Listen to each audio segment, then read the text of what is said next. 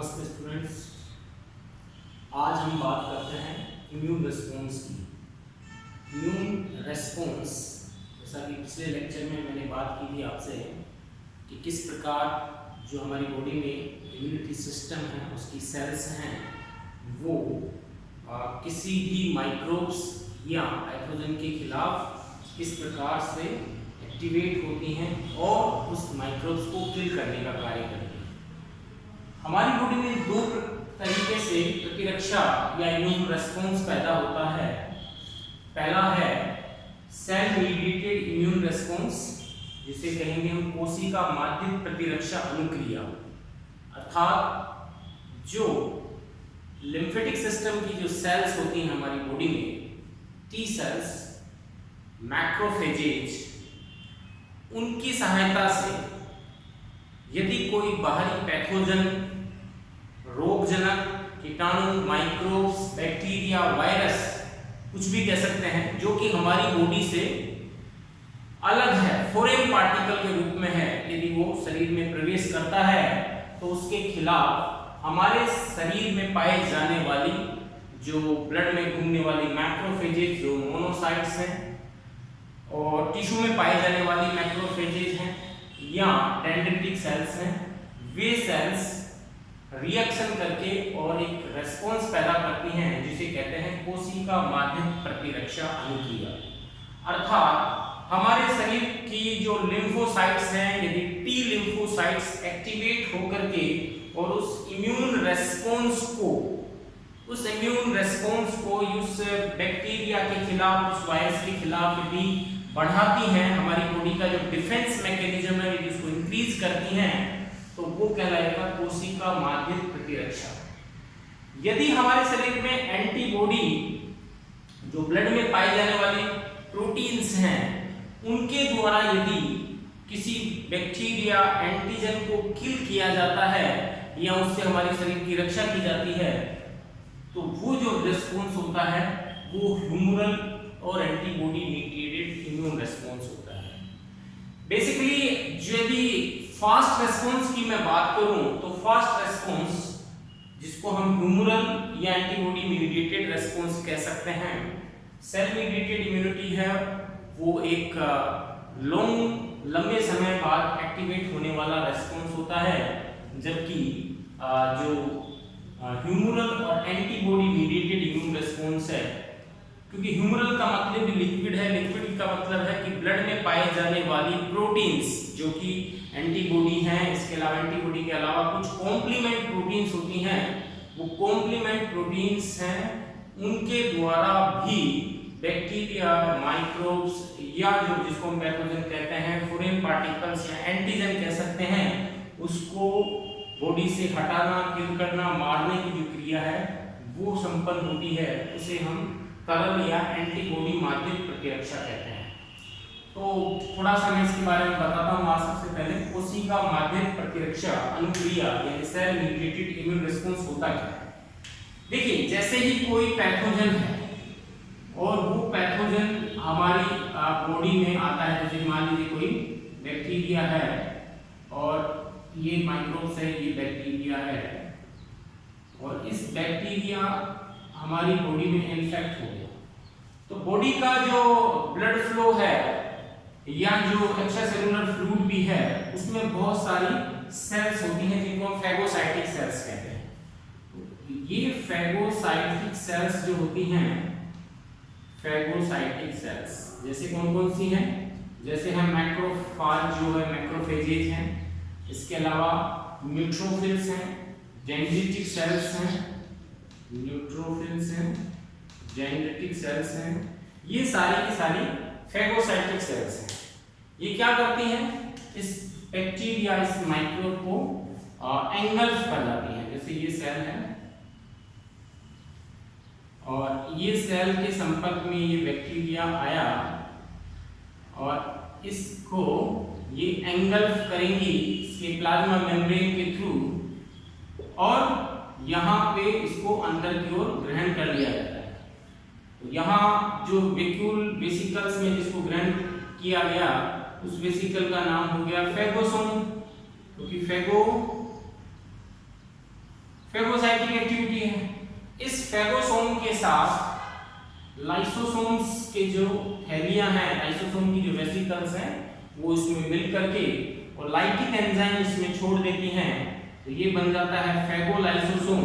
और यहाँ पे इस बैक्टीरिया को डिसइंटीग्रेट कर दिया जाता है, तोड़ दिया जाता है, और इसके छोटे छोटे पार्टिकल्स हैं वो यहाँ पे हो जाते हैं तैयार। यानी यूं कहें इस बैक्टीरिया पे कई प्रकार की सरफेस के जो एंटीजन हैं, वो एंटीजन फ्री होकर के इस फेगोलाइसोसोम में आ जाते हैं।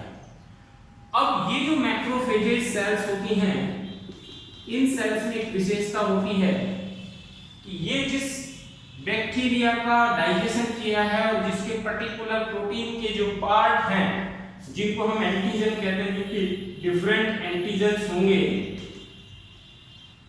इन डिफरेंट एंटीजन्स को इसके प्रोटीन के द्वारा, जो कि गोल्जी वेसिकल्स में उपस्थित है, वहां से ये जाके उस प्रोटीन के ऊपर इनको अटैच किया जाता है, और वो प्रोटीन फिर प्लाज्मा मेम्ब्रेन पे आकर के और बाहर की ओर उस पर्टिकुलर जो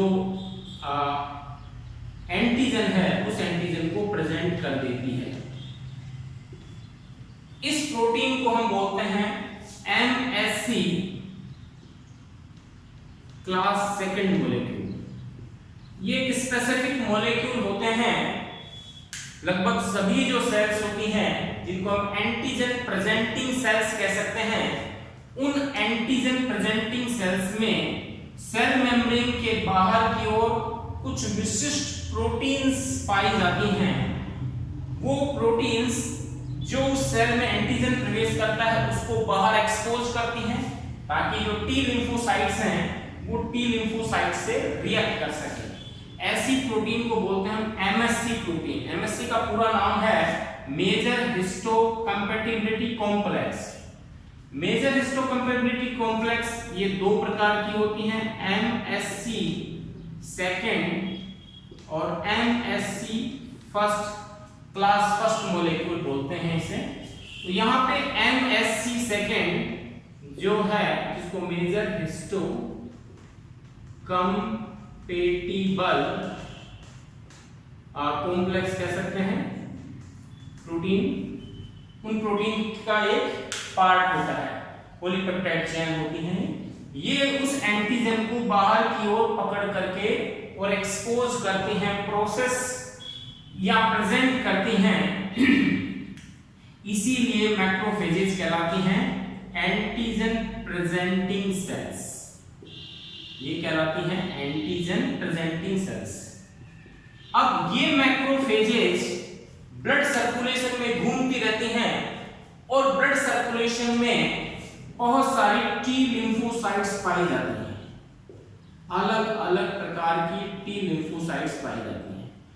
टी लिम्फोसाइट्स जो होती हैं वो ब्लड सर्कुलेशन में है, तो ये जो बेसिकली MSC प्रोटीन है, इसका MSC ये जो मैक्रोफेजेज है, इसकी जो MSC प्रोटीन है, इस एंटीजन को विभिन्न टी लिम्फोसाइट्स के साथ जोड़ करके उसको ये प्रेजेंट करने की कोशिश करती है कि शरीर में कोई बाहरी फॉरेन पार्टिकल आया है और उसमें एक विशिष्ट प्रकार का ये एंटीजन है।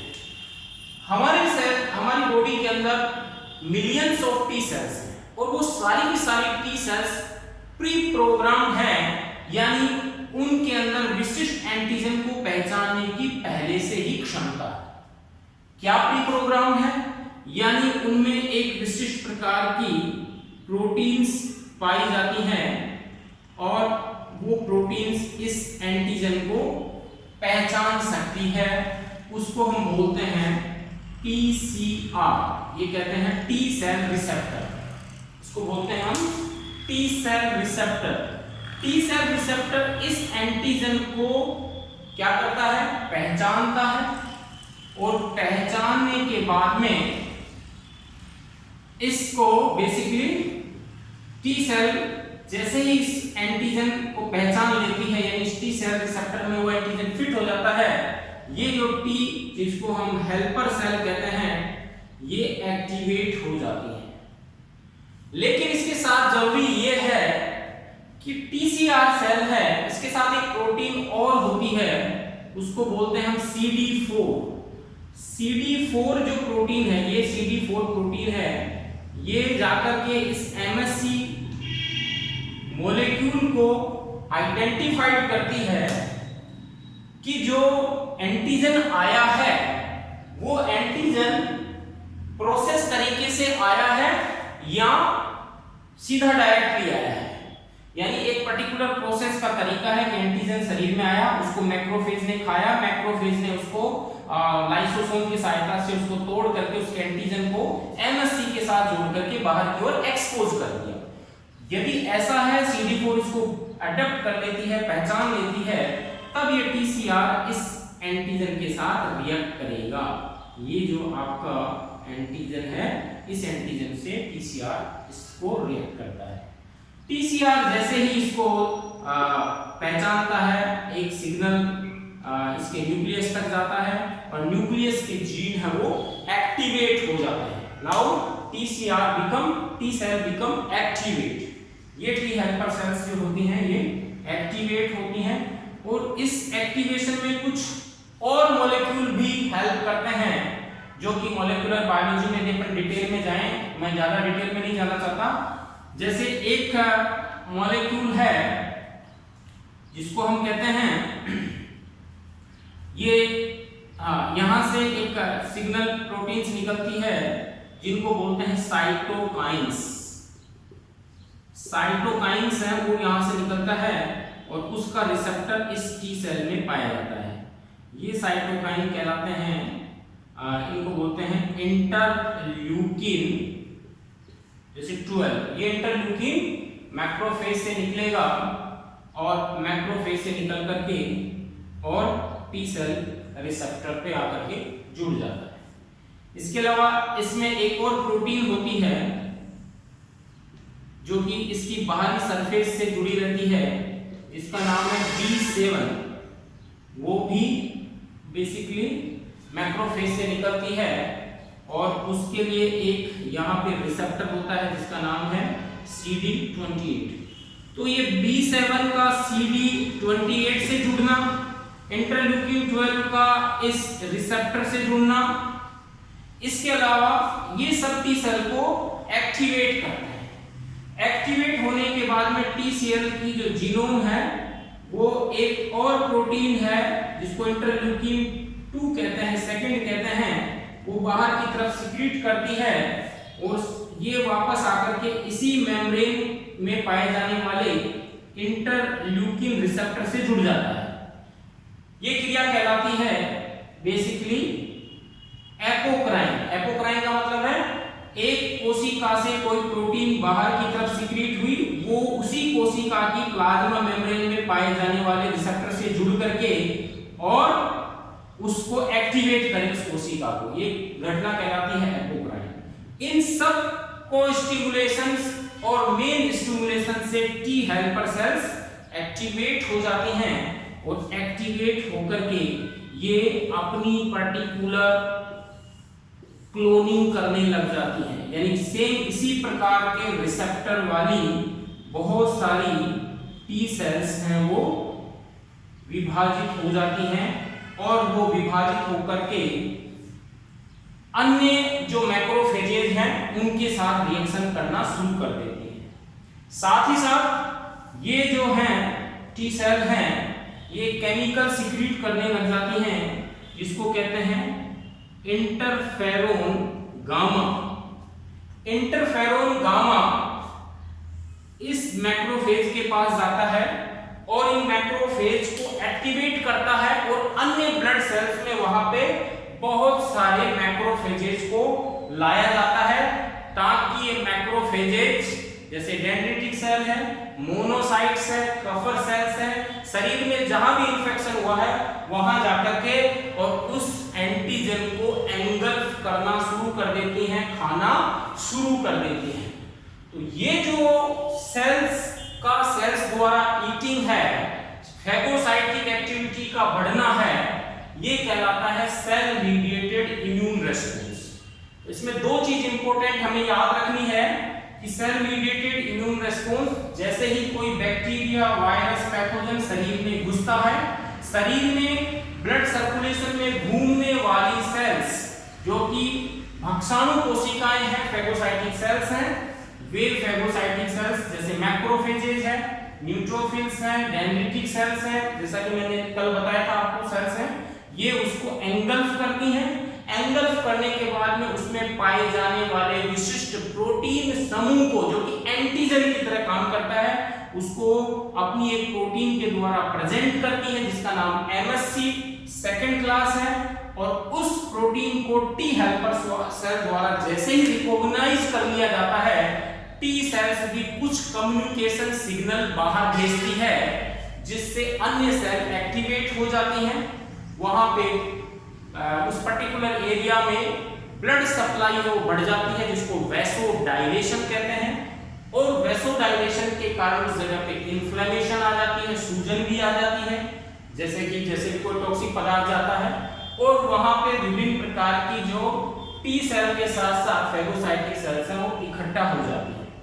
ये T helper cells B cells के जो बी लिम्फोसाइट्स हैं उनको यदि एक्टिवेट करती है, और उनको एक्टिवेट करने के बाद में उनसे प्लाज्मा सेल डेवलप होगी। प्लाज्मा सेल से विशिष्ट प्रकार का प्रोटीन बनेगा जिसको हम एंटीबॉडी कहते हैं।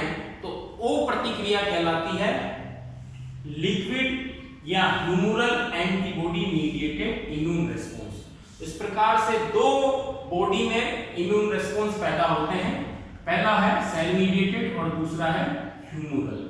इसको डिटेल में नेक्स्ट वीडियो में हम पढ़ते हैं।